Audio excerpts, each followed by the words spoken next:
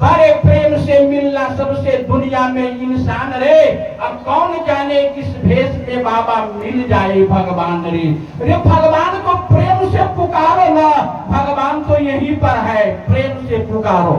एक बात आप लोग देखिए, कहीं विचार कीजिएगा, जो रामायण को अध्ययन करते हो उनको इस बात से सीख होना चाहिए।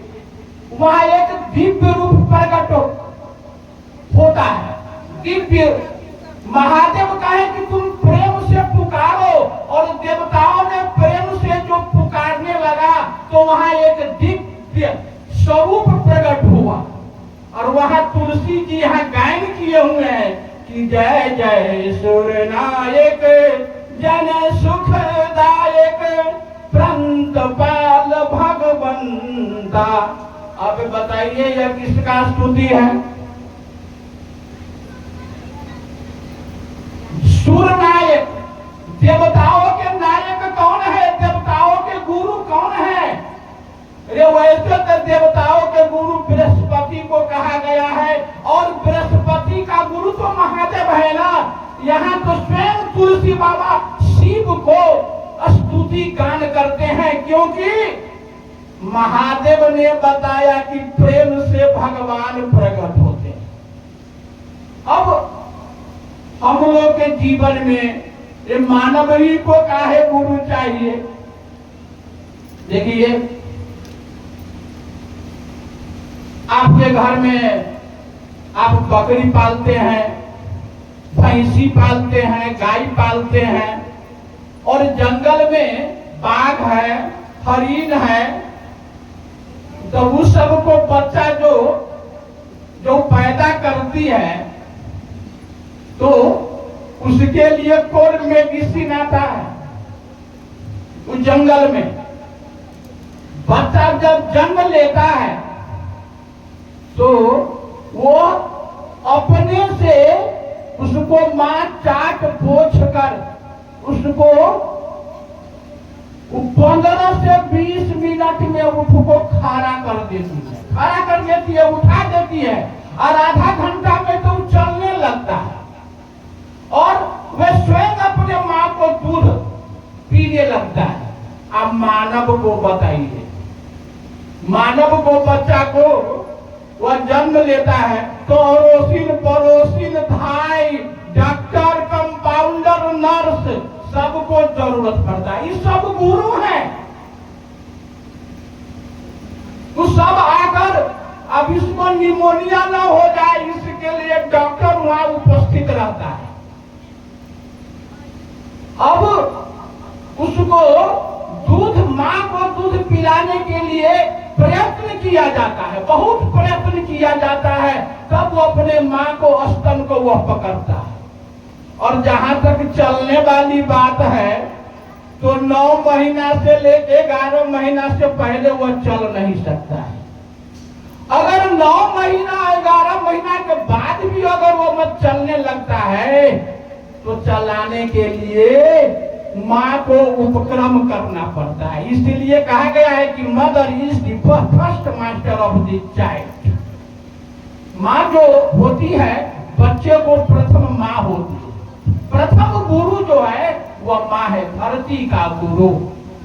धरती का अगर प्रथम गुरु है, इसलिए ये माँ तेरी सूरत से अलग भगवान का सूरत क्या होगा। और मैं कोई भी मंच से कहता हूं, जो अगर माता को चारों धाम नहीं माना और ये कहता है कि ये चारों धाम घर वाली है, आजकल एक गीत में मतलब चलता है, तो उसको नर्क में जाना ही है। वह शिव के कितना भी गुरु बना ले वह नर्क में जाएगा। माता पिता को जो सेवा नहीं किया, माता पिता को आज्ञा को पालन नहीं किया, वह शिव को शिष्य से हमेशा वंचित रहेगा। क्योंकि यह विद्वानों का मत है कि mother is the first master of a child. तो विद्वानों का मत है, इसलिए माता पिता को सेवा कीजिए, माता पिता को आज्ञा को पालन कीजिए, यही तो मर्यादा है। राम को क्यों भगवान कहा गया? राम ने मर्यादा को पालन किया है तब न उन्हें भगवान कहा गया। इसलिए हम भी मतलब कि अगर गुरु के सानिध्य में जाएंगे तो हम भी भगवान बन सकते हैं। मुझे भी लोग जैसे कि एक कलयुग में आज से 2500 वर्ष यही नेपाल के, और वैसे हमारे मतलब अभी एक दो गुरु भाई कह रहे थे कि आप इंडिया के हैं कि भारत के हैं। जैसे कि अभी राहुल गांधी इंडिया इंडिया मतलब कि चिल्ला रहे हैं और नरेंद्र मोदी जी भारत भारत कहते हैं, जो कि संस्कृति है। तो फर्क बात है, मैंने सुना है। तो हमें अब मानव के जीवन में, आप तो समझ गए होंगे कि मानव के जीवन में ही गुरु की आवश्यकता है। आज ये कैसियो बजाते हैं, अवश्य कोई गुरु से मतलब शिक्षा लिए होंगे। ये नाल बजाते हैं, तो हमारे लौकिक जगत में तो बहुत गुरु हो सकते हैं, लेकिन इससे काम नहीं चलेगा। साहब कहे हैं कि एक मास्टर साहब आपको लौकिक जगत में आपको वो ज्ञान देकर ये धरती पर खड़ा करके आप डॉक्टर बन सकते हैं, इंजीनियर बन सकते हैं, 4-10 महल बना सकते हैं, 50 कार को आप मतलब कि बैठकर आप ऐसे कर सकते हैं। लेकिन वो ज्ञान, वह दिव्य ज्ञान है जो हम लोगों को, वह अंतिम इच्छा होता है। अंतिम इच्छा, इसको इच्छा नहीं होता है कि मैं नर्क में चला जाऊं। सबको इच्छा होता है कि मैं स्वर्ग में जाऊं, मुझे मुक्ति मिले। अगर वह मुक्ति चाहिए, अगर आपको प्रेम को परिभाषा चाहिए, तो आपको शिव के सानिध्य में जाना पड़ेगा। और बिनु गुरु भवनिधि तरई न कोई, जो बिरंची शंकर सम होई। तो देखिए, देवता भी जय जय सुर नायक कहते महादेव को गुणगान जब करते हैं, तो हम लोग धरती को, मानव को अगर स्वयं परमात्मा शिव अगर गुरु के रूप में, साहब ने बताया ना कि शिवाजी गुरु हैं, अगर गुरु हैं तो हमें तो सहज रूप से उन्हें गुरु बना लेना चाहिए। तो मैं तो आग्रह करूंगा इस 11 ग्रामवासियों से कि जो अगर शिव की अभी तक गुरु नहीं बना पाए हैं, वो सहज रूप से शिव को अपना गुरु बना ले और अपने जीवन को शिवमय और सुखमय कर ले। तो बिना गुरु से आप भवनिधि को, भवसागर को प्राप्त नहीं कर सकते हैं। और यह अंतिम है, मानव को अंतिम। कोई भी अगर आदमी वृद्धावस्था में हो जाता है तो इतना ही भगवान से आरजू करता है कि ये भगवान हमें मुक्ति दे दीजिए। मुक्ति का मतलब है कि यार तो हमें स्वर्ग को प्राप्ति करा दीजिए। कोई नरक में नहीं जाना चाहता है। और तुलसी ने कहा है कि बिन गुरु भवनिधि तरई न कोई, जो बिरंची शंकर सम होई। तो बिना शिव के बिना आप भवसागर को प्राप्ति नहीं कर सकते हैं। आप कस्तूरी के तरह आप कुंभ नहाइए, गंगा नहाइए, जहां भी नहाइए, आपको मुक्ति नहीं मिलेगी। वह राह आपको महादेव ही बताएंगे।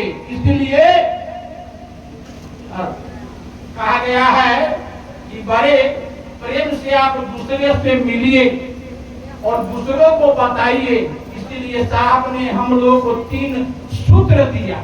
देखिए, ये महादेव को प्राप्ति करने के लिए ये पहला स्टेज है। जैसे कि हम आए हैं ना, अभी ये मकान पर चढ़े हैं, तो पहला को हम देखे हैं और वहां पर जो हम पैर को रखे हैं तो स्थिर मेरा पैर हुआ है।